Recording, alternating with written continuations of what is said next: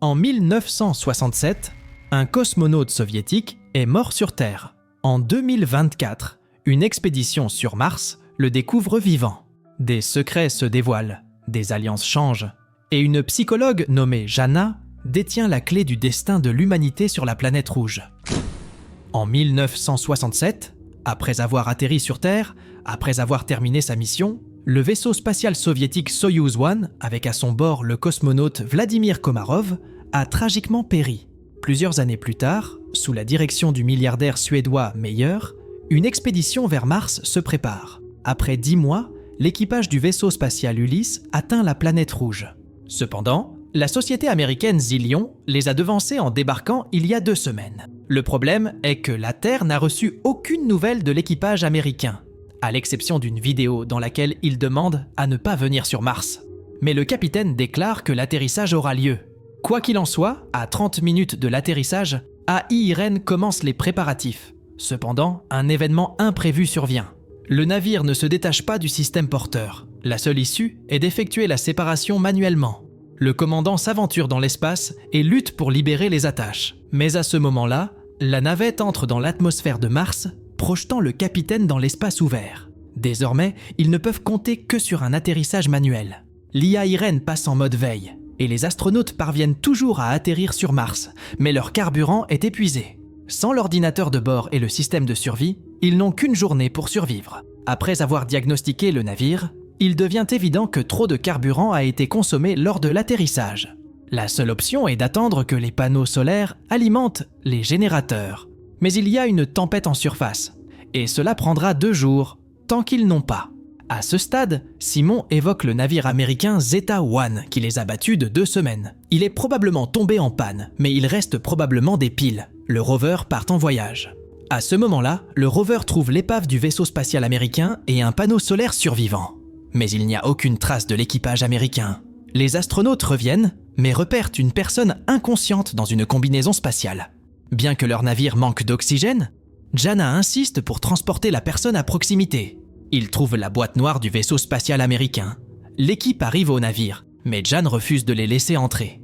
Et à ce moment-là, l'IA Irene s'active et ouvre les portes. Après examen, l'astronaute retrouvé ne sait rien de l'équipage américain, puisqu'il s'agit de Vladimir Komarov, un cosmonaute soviétique né en 1927 à Moscou, exécutant les ordres du gouvernement de l'URSS. Il ne sait pas comment il s'est retrouvé ici, mais ne veut révéler aucun secret. Les astronautes envoient un message à la Terre et reçoivent une réponse de la société américaine Zillion, indiquant qu'il n'y avait aucun Russe dans leur mission. Comment Komarov, décédé en 1967, a-t-il pu se retrouver sur Mars après toutes ces années? Le psychologue est chargé d'interroger d'abord Komarov, qui avoue avoir faim. Pendant ce temps, Vladimir mange la nourriture apportée par Jana lorsque la femme avoue qu'il est mort il y a 50 ans et que sa famille l'a enterré il y a longtemps. Entre-temps, l'état du navire, bien qu'il ait atteint la stabilité, reste incertain car les moteurs ne fonctionnent pas et il n'y a pas de carburant. L'équipage continue de surveiller Komarov, mais il se comporte calmement jusqu'à ce qu'il disparaisse soudainement. C'est alors que les gens découvrent que sa combinaison spatiale a disparu.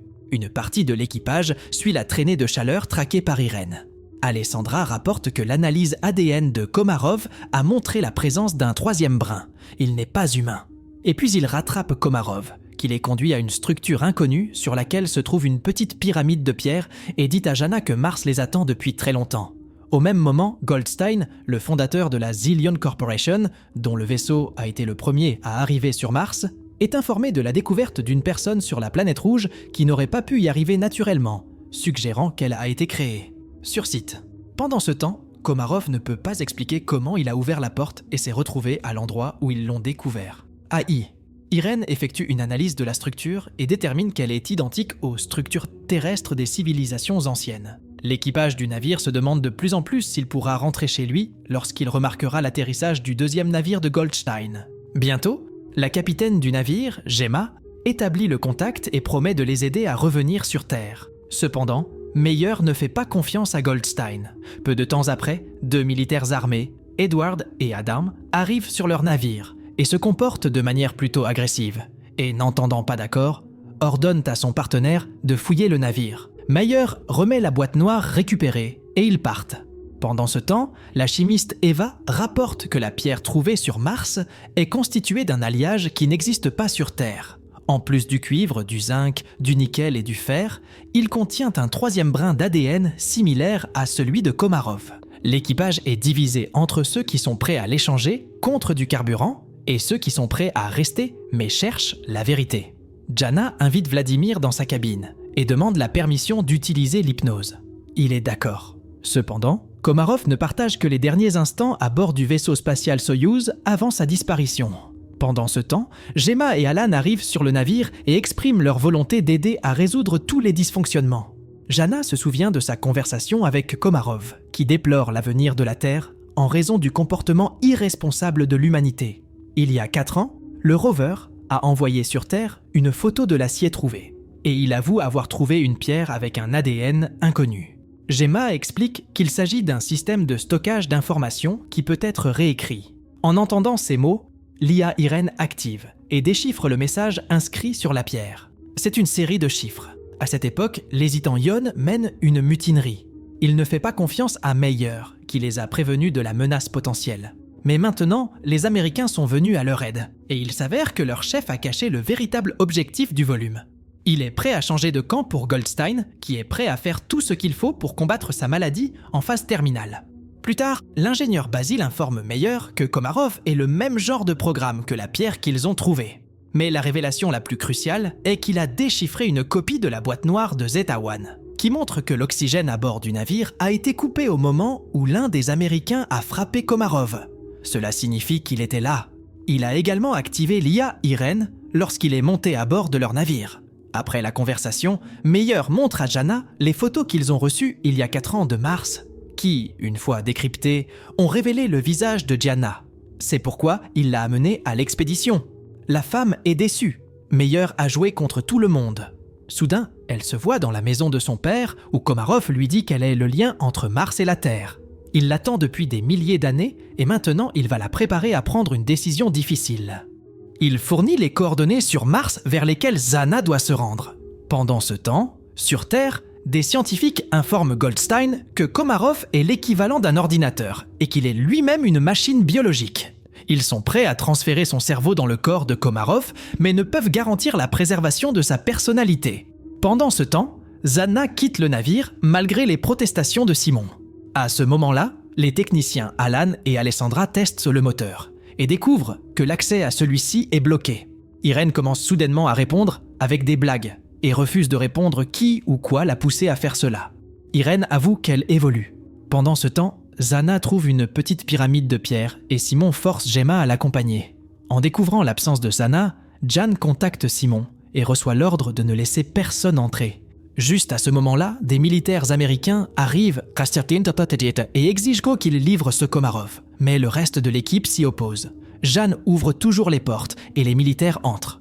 Basile commence à redémarrer Irène au moment où les Américains trouvent Komarov. Mais ensuite, les lumières s'éteignent et l'astronaute disparaît. Pendant ce temps, Zana, trébuchant, tombe d'une colline.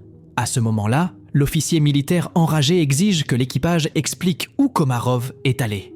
Il commence à battre les gens, exigeant qu'ils convoquent le capitaine. Désespérée, Zana crie. Son destin est-il de mourir dans une fosse sur Mars ?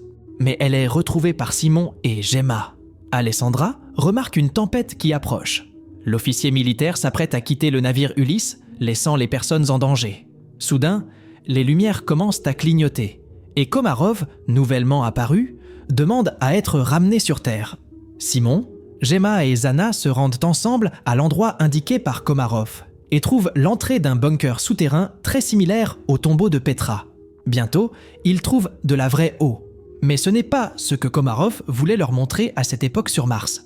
Les astronautes trouvent un mur fait d'ossements humains et se rendent compte qu'ils ne sont pas les premiers habitants de cette planète. Ce ne sont pas des terriens qui colonisent Mars, ce sont les Martiens qui sont venus sur Terre. Lâche, Jan attrape une arme à feu, avec l'intention de monter à tout prix sur le navire américain pour revenir sur Terre, et tire sur Komarov. Zana tombe immédiatement dans une douleur atroce et Gemma s'enfuit. Alessandra essaie d'aider Komarov et Simon aide Zana. Mais le cosmonaute russe meurt et Zana cesse également de respirer. Ensuite, Simon enlève son casque et, surpris par la présence d'air dans la grotte, lui pratique la respiration artificielle. la jeune fille reprend conscience. Pendant ce temps, Meyer part secrètement à la recherche des membres de son équipage, car les Américains refusent de ramener l'équipe du milliardaire sur Terre. À ce moment, Jana, en convalescence, voit la lumière dans le bunker et y conduit Simon. En sortant, les astronautes voient devant eux une silhouette en combinaison spatiale et reconnaissent Komarov. Meyer trouve l'entrée du bunker et rattrape Simon et Jana. Alors qu'il se dirige vers la lumière, il est émerveillé par la présence d'un Komarov vivant, qui leur apprend soudain que tout s'est terminé ici depuis longtemps. Les gens réalisent qu'il s'agit du pôle nord de Mars. Mais comment en sont-ils arrivés là ? Komarov explique que cette planète était autrefois habitée par une espèce qui a disparu parce qu'elle s'était égarée, et que cette espèce était l'homme. Un groupe de survivants s'est installé à cet endroit, mais a fini par s'entretuer. Lorsque les ressources se sont épuisées, le reste d'entre eux est retourné sur Terre. Platon les appelait les Atlantes. Komarov continue de raconter comment il a attendu Jana pendant des milliers d'années, qui incarne les qualités des deux branches, l'IA humaine et martienne. Elle seule peut sauver l'humanité d'elle-même. Leur conversation est interrompue par l'officier militaire qui compte ramener le psychologue sur Terre. Soudain, l'officier militaire commence à reprendre son souffle et tombe. Pendant ce temps, Gemma du navire Zillion tente de contacter ses associés. Elle décide de rentrer seule sur Terre. L'équipage d'Ulysse se dirige vers son navire, essayant d'établir le contact avec elle et l'informant de la mort des militaires. Mais elle ne répond pas. C'est alors que Meyer commence à parler, rappelant leurs relations passées, et avoue qu'il ne vaut pas mieux que Goldstein. Cependant, elle n'est pas comme ça. Soudain, la voix de Gemma se fait entendre, leur demandant de se dépêcher. Goldstein a appris que Gemma avait décidé de ramener l'équipage d'Ulysse sur Terre et avait bloqué le panneau de commande du vaisseau Zeta-2. Avant le décollage, Jana demande à Mars ce qu'elle doit faire.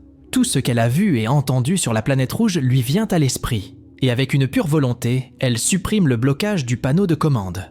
Soudain, un officier militaire armé apparaît devant le navire, avec l'intention d'endommager les moteurs avec son arme, mais Jana le devance. Elle pointe l'arme sur l'Américain, mais l'informe que Mars sera celui qui le tuera. L'officier militaire tombe. Le compte à rebours pour le décollage commence. Et Jana se rend compte qu'il n'est pas temps de revenir en arrière. Elle fait ses adieux à l'équipage, avouant son amour pour Simone. Le navire décolle. Soudain, Meyer remarque qu'il fait noir au pôle nord de Mars. Cela signifie qu'il n'aurait pas pu être là il y a seulement quelques minutes. Il se trouvait bien au pôle nord de Mars, mais dans un passé lointain, lorsque la planète rouge était encore propice à la vie. Au même moment, Goldstein est informé du retour du navire, et il est fou de rage, déclarant qu'il ira lui-même sur Mars. Et c'est là que se termine la première saison. Quelle course folle! Partagez cette histoire intense avec vos amis et votre famille. Pour des histoires plus captivantes, abonnez-vous à notre chaîne. En attendant, profitez de ces histoires et rendez votre journée incroyable.